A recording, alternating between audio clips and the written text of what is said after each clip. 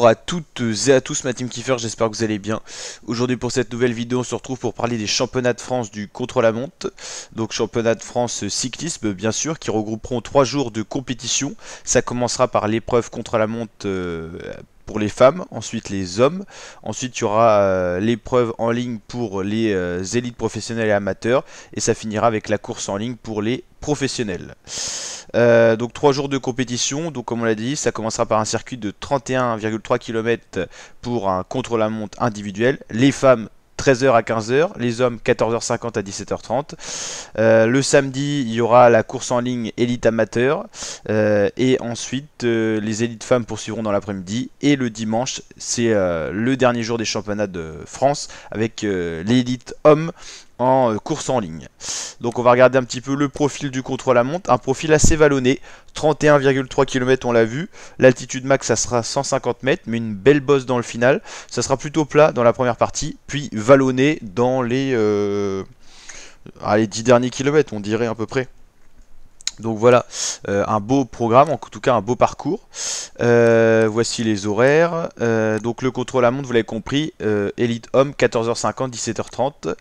Donc parmi les favoris, on a bien sûr Bruno Amirail, c'est le dernier champion de France devant Cavagna et Benjamin Thomas. Rémi Cavagna fait partie également des favoris, tout comme Benjamin Thomas. Je crois que leur numéro d'ossard font qu'ils partiront dans les derniers. Pierre Latour, il a été plusieurs fois champion de France du contre-la-montre, 2 fois au total, donc parmi les favoris. Guarnalec, il est ici parce que bon, je pense qu'il roule bien, mais voilà. Après, on a d'autres coureurs qui peuvent espérer quelque chose. On va regarder un petit peu les noms qui ressortent. Lini Martinez qui vient de gagner le Mont Dénivelé Challenge. Le Mont Ventoux dénivelé challenge plutôt. Qui on a d'autres parmi les coureurs les plus connus. En tout cas, il y aura 94 coureurs qui s'élanceront pour aller chercher ce titre de champion de France du contre-la-montre. Certains feront le doublé avec la course en ligne en plus du contre-la-montre. Il y a pas mal de coureurs pas très connus, je vous l'avoue. Les principaux favoris sont vraiment en haut du classement, bien qu'on peut avoir une surprise. Voilà, Paul Urselin, c'est des noms qu'on connaît, mais Kevin Vauclin, mais c'est pas des spécialistes de la discipline. Je pense que ça va jouer entre les 4 premiers. Et la tour est pas très en forme en ce moment, donc surtout entre les 3 premiers, Amirail, Cavagna, Thomas. Voilà, Amirail, Cavagna, Thomas, c'est le classement de l'an dernier, c'est le classement quasiment il y a 2 ans. Il y avait Brunel qui s'était mêlé un petit peu aux discussions. Brunel qui ne sera pas là apparemment. Le petit contre-lève qui fait plaisir.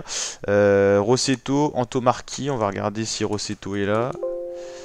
Rossetto, apparemment non. Et donc on va faire par exemple Cavagna juste pour voir si ça fonctionne. Ouais, ok, parfait. Et donc il y avait Antomarchi. Il sera pas là non plus. Ok. Anthony Roux qui avait été une fois champion de France sur route. Non, il sera pas là non plus.